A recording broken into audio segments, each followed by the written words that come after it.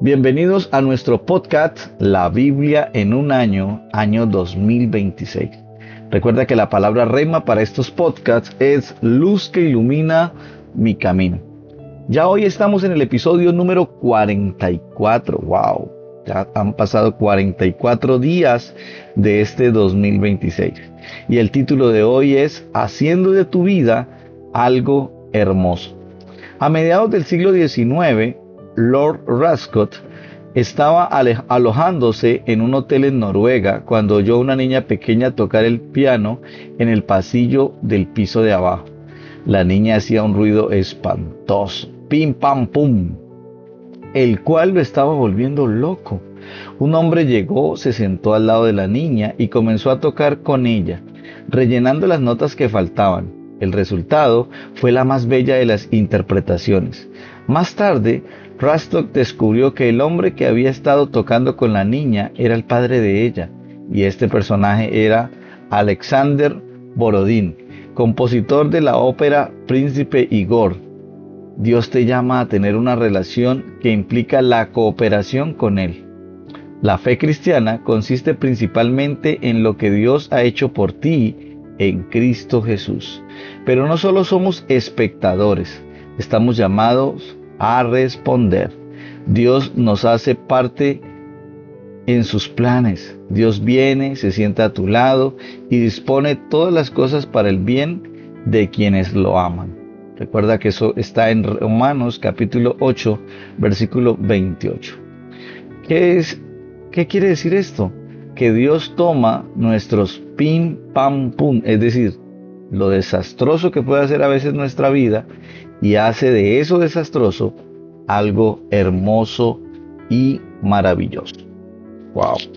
Siempre que estoy con la lectura de la palabra de Dios me doy cuenta que la palabra de Dios nos transforma. Gracias, Señor. Bueno, vamos a hacer la lectura de hoy. La primera lectura de hoy está en Proverbios capítulo 4. Vamos a leer desde el versículo 20 hasta el 27. Recuerda que este año estamos leyendo la nueva traducción viviente. El año pasado en su mayoría lo leímos en otra versión. Hijo mío, presta atención a lo que te digo. Escucha atentamente mis palabras. No las pierdas de vista. Déjalas llegar hasta lo profundo de tu corazón, pues traen vida a quienes las encuentran y dan salud a todo el cuerpo. Sobre todas las cosas, cuida tu corazón, porque éste determina el rumbo de tu vida. Evita toda expresión perversa, aléjate de las palabras corruptas, mira hacia adelante y fija los ojos en lo que está frente a ti. Traza un sendero recto para tus pies, permanece en el camino seguro, no te desvíes, evita que tus pies sigan el mal. ¡Wow! Proverbios es espectacular en todo lo que el Señor nos manda a hacer. Bueno, y esto nos da como resultado el primer punto de nuestro podcast de hoy. Y este primer punto es: camina sabiamente. ¿Sabes? Tienes un papel que desempeñar. ¿Para qué? Para poder responder al llamado que Dios te ha hecho. La forma de hacerlo es manteniéndote en sus caminos, viviendo sabiamente. Y por eso, o de esta manera, es que puedes hacer de tu vida algo hermoso. En este pasaje vamos a ver 4 áreas particulares en las que tú y yo debemos vigilar si queremos disfrutar la victoria sobre la tentación. Wow. La primera área que nosotros debemos vigilar es el área en lo que pensamos. Podemos elegir aquello en lo que pensamos. Sí, no significa que los pensamientos nos van a controlar. Nosotros elegimos, y esto es de vital importancia, porque la vida que llevas saldrá de tu corazón. Recuérdalo, sobre todas las cosas, cuida tu corazón, porque de él mana la vida. Tienes que llenar tu corazón de cosas buenas, especialmente de la palabra de Dios. Eso es lo mejor que puedes hacer. Ellas van a traer sobre ti vida. Y la vida que Dios da, ¿no? Que es una vida abundante.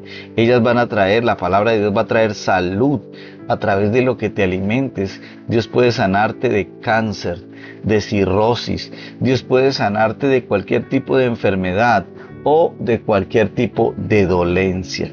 Esto es algo maravilloso. Piensa en cosas que sean, como lo dice la palabra, todo lo verdadero, todo lo respetable, todo lo justo, todo lo puro, todo lo amable, todo lo digno de admiración. En fin, todo lo que sea excelente o merezca elogio. Así como lo vemos allá en Filipenses capítulo 4, versículo 8.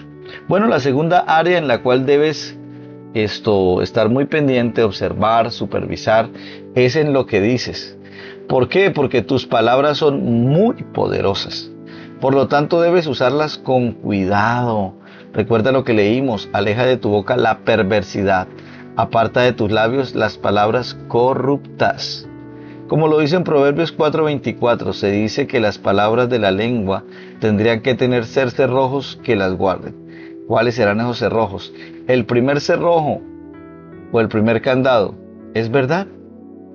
Es decir, todo lo que nosotros vamos a hablar debemos preguntarnos, o el primer candado ¿es verdad? El segundo candado ¿es considerado? Porque a veces queremos opinar sin ser considerados con aquellos que lo necesitan, ¿sí? Y el tercero ¿es necesario? Recuerda entonces los tres cerrojos que es necesario que guarden nuestras palabras. Primero, que es verdad. Segundo, es considerado. Tercero, es necesario, ¿sí? Y ya que vimos dos de las áreas en las cuales debemos vigilar y estar pendiente, vamos a mirar la tercera. La tercera es aquello que miras. Por lo tanto, guarda tu corazón, guarda tus ojos. Ten cuidado con lo que miras, especialmente en esta era donde estamos plagados de redes sociales, donde el internet se ha vuelto tan viral. Pon la mirada en lo que tienes delante. Fija la vista en lo que está enfrente a ti. Jesús advirtió que si miras las cosas equivocadas, todo tu ser estará en oscuridad. Pero si tu visión es clara, todo tu ser disfrutará de la luz. ¿Dónde dice eso? En Mateo capítulo 6, versículos 22 y 23. Bueno, y la cuarta área en la cual necesitamos estar nosotros dispuestos para poder vigilar, esa cuarta área es hacia dónde vas, por dónde caminas, cuál es el camino que estás transitando. Y es que evitarás muchas tentaciones si cuidas los lugares hacia donde vas. ¿Estás yendo a tomar? ¿Estás yendo a la cantina? ¿Estás yendo a ese motel? ¿Estás yendo al lugar o a esa casa donde te llenan el corazón de chismes? ¿Hacia dónde vas? Endereza las sendas por donde andas. Hagan sendas derechas para sus pies, como lo dice allí en Proverbios 4, 26 y 27. El autor de los Hebreos cita este versículo. Nos urge a que corramos con perseverancia la carrera que tenemos por delante. Fijemos la mirada en Jesús. Hagan sendas derechas para sus pies. Así es. Wow. Bueno, mis amados, entonces vamos a hacer una oración especial. Y la oración que vamos a hacer, vamos a pedirle al Señor que nos ayude. Señor, hoy te pido que pongas un centinela. Y ese centinela me encantaría que fuera el Espíritu Santo, que vigile mi lengua y guarde mi corazón, Señor. Ayúdame a caminar con sabiduría en el día de hoy. Yo confieso, Espíritu Santo, que en muchas ocasiones he fallado en mi manera de hablar, en mi manera de expresarme. Y estas fallas han ocasionado daños o dolor en otras personas. Por eso quiero pedirte que me perdones y que me ayudes para llevar las cosas de la manera, o mi vida, de acuerdo a tu voluntad. Bueno, vamos a hacer la segunda lectura, del día de hoy. Y vamos a leer Mateo capítulo 27. Vamos a leer versículos del 45 hasta el 46. Recuerda que estamos en la Nueva Traducción Viviente. Al mediodía, la tierra se llenó de oscuridad hasta las 3 de la tarde. A eso de las 3 de la tarde, Jesús clamó en voz fuerte: Elí, Elí, lema sabactani, que significa: Dios mío, ¿por qué me has abandonado? Algunos que pasaban por allí entendieron mal y pensaron que estaba llamando al profeta Elías. Uno de ellos corrió y empapó una esponja en vino agrio y la puso sobre la caña de junco y la levantó para que pudiese beber. Pero los demás dijeron: espera a ver si Elías viene a salvarlo. Entonces Jesús volvió a gritar y entregó su espíritu. En ese momento la cortina del santuario del templo se rasgó en dos, de arriba abajo. La tierra tembló, las rocas se partieron en dos y las tumbas se abrieron. Los cuerpos de muchos hombres y mujeres justos que habían muerto resucitaron. Salieron del cementerio luego de la resurrección de Jesús, entraron en la santa ciudad de Jerusalén y se aparecieron a mucha gente.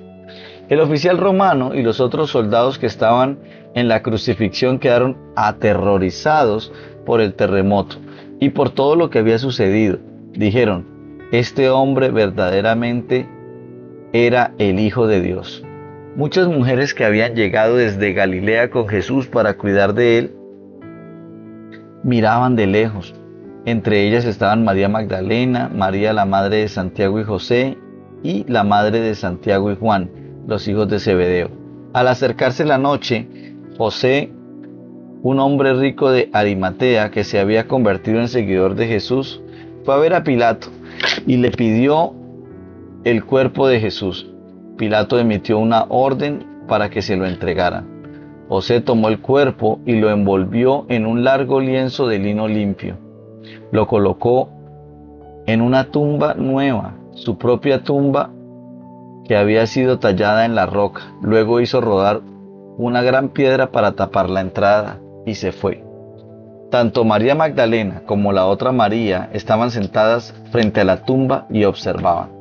Al día siguiente, que era el día de descanso, los principales sacerdotes y los fariseos fueron a ver a Pilato. Le dijeron: Señor, recordamos lo que dijo una vez ese mentiroso cuando todavía estaba con vida. Luego de 3 días resucitaré de los muertos. Por lo tanto, le pedimos que selle la tumba hasta el 3er día. Eso impedirá que sus discípulos vayan y roben el cuerpo y luego digan a todo el mundo que él resucitó de los muertos. Si eso sucede, estaremos peor que al principio. Pilato le respondió: tomen guardias y aseguren la tumba lo mejor que puedan. Entonces ellos sellaron la tumba y pusieron guardias para que la protegieran. Wow, tremendo, ¿cierto? Bueno, es que el segundo punto de nuestro podcast de hoy es: da generosamente. Jesús experimentó un sufrimiento terrible y la separación real de Dios para que pudiéramos disfrutar de la presencia de Dios. Jesús fue abandonado por los líderes religiosos, también por su propia familia. Alguien que también le falló y le dio la espalda fueron las multitudes que fueron bendecidas por él en todo momento. Fueron sus propios discípulos y finalmente Jesús gritó con fuerza: Elí, Elí, lama sabactani, que significa: Dios mío, ¿por qué me has desamparado? Las palabras de agonía de Jesús expresan un sentir real de separación de Dios. Está citando el Salmo 22:1, el cual es un grito de sufrimiento, lamento y separación de Dios. Vimos cómo en el libro de Job las Escrituras abordan el tema de las dificultades y las complejidades del sufrimiento humano. En la cruz, en cambio, vemos la respuesta definitiva de Dios a nuestro sufrimiento. Él elige adentrarse en él mismo y cargarlo sobre sí. John Stott reflexiona acerca del sufrimiento y la cruz diciendo: jamás podría creer en Dios si no fuera por la cruz. En el mundo real del dolor, ¿cómo podría alguien adorar a un Dios que fuese inmune al dolor? La asunción de nuestro sufrimiento por parte de Jesús en la cruz va más allá de la simple solidaridad. Sus palabras reflejan cómo vino para dar su vida por rescate por muchos. Eso está ahí en Mateo capítulo 20, versículo 28. Murió para que pudiéramos quedar libres. Fue abandonado para que tú y yo pudiéramos ser aceptados por Dios. Vemos la realidad de esta aceptación en lo que sucede en el momento de la muerte de Jesús. La cortina del santuario del templo se rasgó en dos. En el libro de los Hechos se explica la simbología de este suceso. La cortina separaba al pueblo del lugar santísimo, Sacta Sanctorum, es decir, la presencia de Dios. Hebreos 9:3. Ahora puedes experimentar por medio de Jesús y por medio de su muerte en la cruz la presencia de Dios y una íntima amistad con Él. Incluso el preciso detalle que la cortina se rasgará de arriba a abajo nos recuerda que fue la obra de Dios y no la de seres humanos la que permitió que fuéramos aceptados en la presencia de Dios Padre. Puedes conocer la aceptación y la presencia de Dios gracias al abandono y sufrimiento de su Hijo, nuestro Señor Jesús. En el momento en que Dios actuó decisivamente en la historia humana a través de la cruz y la resurrección de Cristo, quiso incluir a los seres humanos en sus planes. Usó un hombre rico llamado José de Arimatea, el cual se había hecho discípulo de Jesús para comprar la tumba donde Jesús sería enterrado y luego resucitaría. Lo que importa no es si eres rico o si eres pobre, sino cómo respondes a lo que Jesús ha hecho por ti y qué haces con lo que tienes. José dio generosamente y Dios hizo algo con su vida que ha sido recordado por todos los tiempos. Bueno, vamos a hacer una lectura o una oración bien especial. ¿Sí? Señor, gracias por que pasaste todo esto por mí, gracias por tomar mi lugar allí en la cruz del Calvario, porque no solamente me perdonas, que es algo muy maravilloso, sino que también me permites ser parte de tus planes. Bueno, vamos a volver al Antiguo Testamento. Vamos a leer ahora Éxodo capítulo 13 y Éxodo capítulo 14. Recuerda que estamos en la Nueva Traducción Viviente. Luego el Señor le dijo a Moisés: dedícame a todos los primeros hijos varones del pueblo de Israel. Todo primer nacido, tanto de los seres humanos como de los animales, me pertenece. Entonces Moisés dijo a los israelitas: este es un día para recordar por siempre. Es el día que salieron de Egipto, donde eran esclavos. Hoy el Señor los sacó con la fuerza de su mano poderosa. Recuerden no creer nada que contenga levadura, no comer nada que tenga levadura. Este preciso día, a comienzos de la primavera, en el mes de Abib, ustedes fueron liberados. Una vez que el Señor los haga entrar en la tierra de los cananeos, los hititas, los amorreos, los heveos y los jebuseos, deberán celebrar este suceso cada año en este mes. Él les juró a sus antepasados que les daría esta tierra. Así es. Él les dijo a sus antepasados que les daría esta tierra. Una tierra que fluye leche y miel. Durante 7 días tendrán que preparar sin levadura el pan que coman. Entonces el 7º día celebrarán una fiesta al Señor. En esos 7 días coman pan sin levadura. De hecho, durante ese periodo no debe haber pan con levadura ni ningún rastro de levadura dentro de su territorio. El 7º día darán a sus hijos la siguiente explicación: hoy celebro lo que el Señor hizo por mí cuando salí de Egipto. ¡Wow! Este festival anual será para ustedes una señal visible como una marca grabada en la mano o en la frente, que les recuerde recitar siempre esta enseñanza del Señor. Con mano fuerte el Señor los rescató de Egipto. Por lo tanto, cumplen el decreto de este festival cada año en la fecha señalada. Cuando el Señor cumpla la promesa que les juró a ustedes y a sus antepasados, esto es lo que deben hacer. El día que Él les dé la tierra donde actualmente viven los cananeos, deberán presentar al Señor todo hijo varón y toda primera cría macho de los animales, porque a Él le pertenecen. Para recuperar la primera cría de un burro, podrán pagar rescate al Señor entregando como sustituto un cordero o un cabrito. Pero si no pagan rescate para recuperarlo, tendrán que quebrarle el cuello al animal. Sin embargo, no tienen la obligación de pagar rescate por todo primer hijo varón. En el futuro, sus hijos les preguntarán, ¿qué significa todo esto? Y ustedes les dirán, con la fuerza de su mano poderosa, el Señor nos sacó de Egipto, donde éramos esclavos. El faraón se puso terco y por nada quiso dejarnos salir. Entonces el Señor mató a todos los primeros hijos varones en toda la tierra de Egipto, y también a los machos de las primeras crías de los animales. Por eso ahora sacrifico a todos los machos primeros nacidos al Señor, pero siempre pagamos rescate para recuperar a los primeros hijos varones. Esta ceremonia servirá como una marca grabada de la mano o en la frente. Es un recordatorio de que el Señor nos sacó de Egipto con la fuerza de su mano poderosa. Cuando por fin el faraón dejó salir a los israelitas, Dios no los guió por el camino principal que atraviesa el territorio filisteo, aunque sea esa la ruta más corta a la tierra prometida. Dios dijo, si los israelitas llegaran a enfrentar una batalla, podrían cambiar de parecer y regresar a Egipto. Por eso Dios los hizo dar un rodeo por el camino del desierto hacia el Mar Rojo. Así los israelitas salieron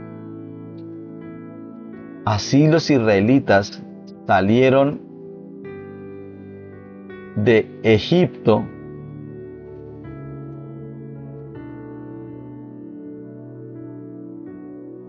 y dice que esta ceremonia servirá como una marca que les quede a ellos grabada. Cuando por fin el faraón los dejó salir con la mano de Dios poderosa, Dios los llevó a través del desierto. Los hizo dar un rodeo por el camino del desierto hacia el Mar Rojo. Así los israelitas salieron de Egipto como un ejército preparado para la batalla. Moisés llevó consigo los restos de José, porque José había hecho jurar a los hijos de Israel que así lo harían cuando dijo, pueden estar seguros de que Dios vendrá a ayudarlos. Cuando esto suceda, llévense de aquí mis restos con ustedes. Entonces los israelitas salieron de Sucot y acompañaron en Etam, al límite del desierto. El Señor iba delante de ellos y los guiaba durante el día mediante una columna de nube, y les daba su luz durante la noche con una columna de fuego. Esto les permitía viajar de día y de noche. El Señor nunca quitó de su lugar delante de ellos la columna de nube ni la columna de fuego. ¡Wow! Bueno, ahora vamos a leer Éxodo capítulo 14. Vamos a estar leyendo desde el versículo 1 hasta el versículo 31. Recuerda que estamos leyendo en la Nueva Traducción Viviente con sus siglas en español NTV.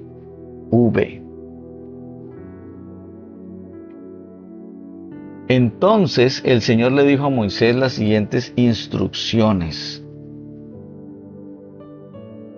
Ordénales a los israelitas que den la vuelta y acampen cerca de Pi-Hairot, entre Migdol y el mar, que acampen allí a lo largo de la orilla frente a Baal-Zephón.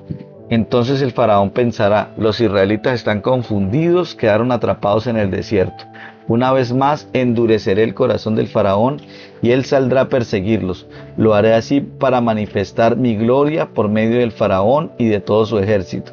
Después los egipcios sabrán que yo soy el Señor. Así que los israelitas acamparon donde se les dijo. Los egipcios persiguen a Israel. Cuando al rey de Egipto le llegó la noticia de que los israelitas habían huido, el faraón y sus funcionarios cambiaron de parecer. ¿Qué hemos hecho al permitir que todos estos esclavos israelitas se fueran?, se preguntaban. Entonces el faraón preparó su carro de guerra y llamó a sus tropas. Llevó consigo 600 de los mejores carros de guerra, junto con los demás carros de Egipto, cada uno con su respectivo oficial al mando. Así que el Señor endureció el corazón del faraón, rey de Egipto, quien por tanto salió a perseguir a los israelitas, los cuales se habían marchado con puños en alto en señal de desafío. Los egipcios los persiguieron con todas las fuerzas del ejército de Faraón, todos sus caballos y sus carros de guerra, sus conductores y sus tropas, y alcanzaron al pueblo de Israel mientras acampaba junto al mar, cerca de Piharit, frente a Baal Zephón. Mientras el faraón se acercaba, los israelitas levantaron la vista y se llenaron de pánico al ver que los egipcios los alcanzaban. Entonces clamaron al Señor y le dijeron a Moisés: ¿por qué nos trajiste aquí a morir en el desierto? ¿Acaso no había suficientes tumbas para nosotros en Egipto? ¿Qué nos has hecho? ¿Por qué nos obligaste a salir de Egipto? ¿No te dijimos que esto pasaría cuando aún estábamos en Egipto? Te dijimos: déjanos en paz, déjanos seguir siendo esclavos de los egipcios. Es mejor ser un esclavo en Egipto que un cadáver en el desierto.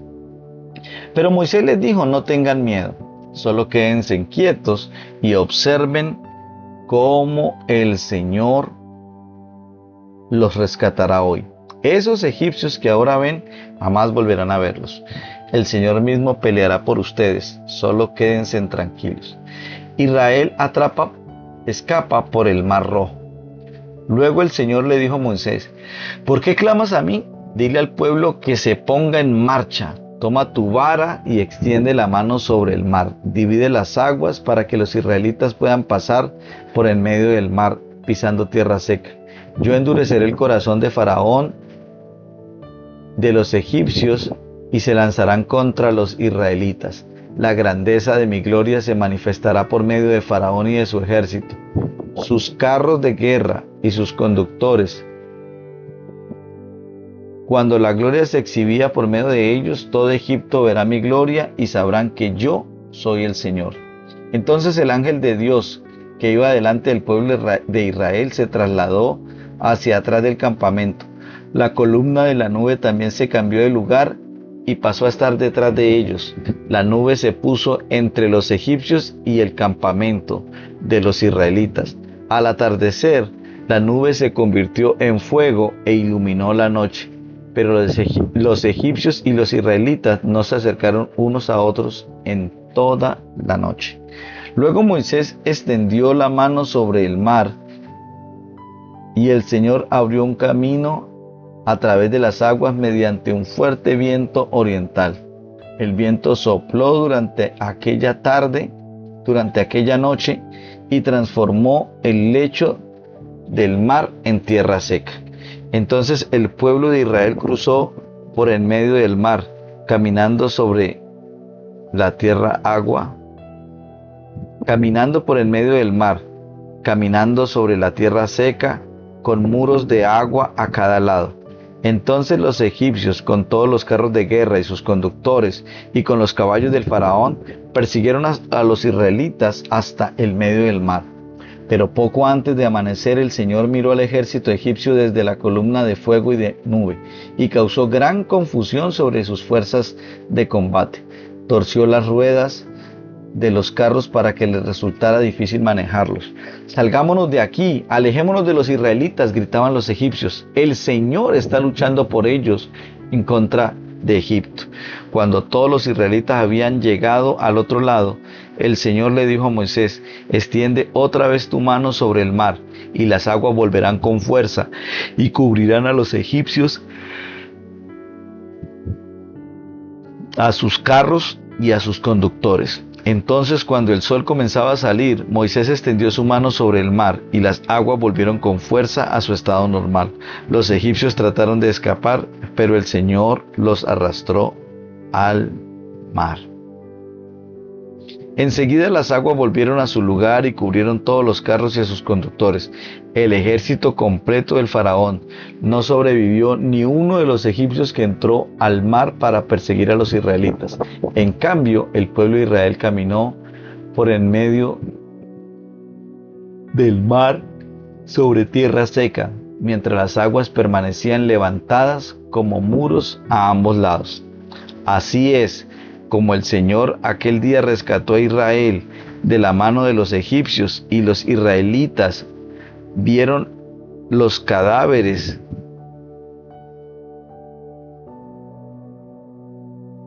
de los egipcios a la orilla del mar. Cuando el pueblo de Israel vio el gran poder que el Señor había desatado contra los egipcios, se llenaron de temor reverente delante de él. Entonces pusieron su fe en el Señor y en su siervo Moisés. ¡Wow! Qué tremendo, ¿cierto? No sé, pero me impacta, y cuando estoy leyendo la palabra, estoy convencido de que Dios está hablándome de una multiforma, de una forma muy especial, ¿sí? Donde Dios quiere bendecirnos, donde Dios quiere ayudarnos.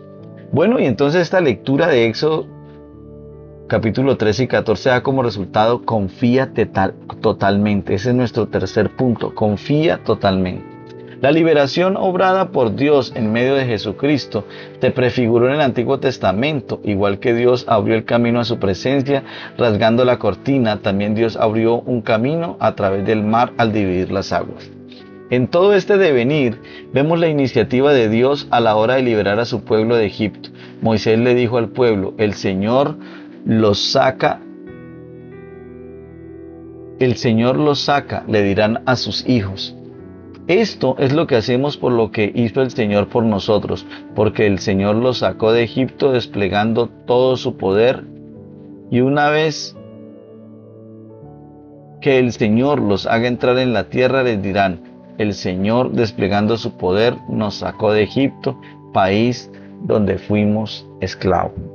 Esto tiene una referencia muy importante, de que nosotros podamos tener presente y hasta podamos tener escrito de toda la transformación que Dios ha hecho en nosotros, y que podamos decirle al mundo entero definitivamente de que se puede confiar en Dios. Dios guió a su pueblo a lo largo de todo el camino, aunque es interesante señalar que no les permitió tomar la ruta más corta. A veces, en vez de llevarnos por el camino fácil, Dios nos conduce por un camino más difícil para prepararnos para las batallas venideras. Incluso aunque estuvieran ya fuera de Egipto, iban a tener que luchar una batalla tras otra. Necesitaban aprender a ser totalmente dependientes de la fuerza y la gracia de Dios. Esto es algo bien especial, ¿sí? Recuerda que Dios los condujo mediante una columna de nube para indicarles el camino de noche. Los alumbraba con una columna de fuego, guiándolos constantemente. Esto es lo que necesitamos individualmente y comunitariamente como pueblo de Dios: su direccionamiento constante, es decir, en todo momento. A veces nos metemos en situaciones donde parece no haber escapatoria. Los egipcios estaban tras de ellos y el mar estaba frente a ellos.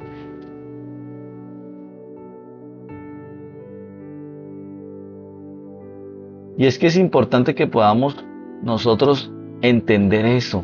¿Por qué? Porque cuando el mar estaba frente a ellos, ellos sintieron mucho temor.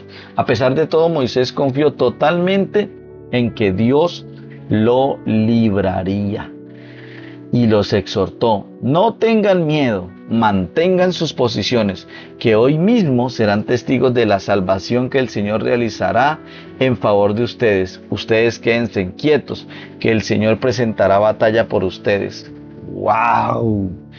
Suelo acudir a estos versículos cuando me encuentro en una situación en la que, humanamente hablando, no veo la salida. Así es, Pastor Nicky, de la misma manera me pasa a mí. Moisés tuvo que hacer su parte. Tú levanta tu vara, extiende tu brazo sobre el mar y divide las aguas. La parte de Dios era mucho más difícil: dividió las aguas. Un ejemplo de esto es cuando oramos para que alguien sea lleno del Espíritu Santo. Momento en el que Dios nos usa. Solo tienes que extender tus manos y orar. Dios hace el trabajo duro de llenar a la gente con su Santo Espíritu. Aún así, Él te hace parte de tus planes. Recuerda que no eres un simple espectador, sino que eres un protagonista en medio de todo lo que se está viviendo. La parte que le toca a Dios es traer el rescate y la salvación. El Señor salvó a Israel. Por parte de la parte de que te toca a ti es confiar en Dios. Eso es algo muy importante. Debes aprender a confiar en Dios, ¿sí? Dios quiere que cooperes con Él. Esta es la manera en la que Dios ha diseñado su creación, ya sea el mundo natural donde plantamos y Dios disfruta las cosas, o el reino de Dios donde Dios hace presente su reino en el que tienes que hacer tu parte. Vamos a hacer la tercera oración del día de hoy y la última de este podcast. Señor, gracias porque tú has hecho la parte más difícil y así me permites ser parte de tu reino y me das un papel que desempeñar. Te ruego que por favor tomes mi vida, Señor.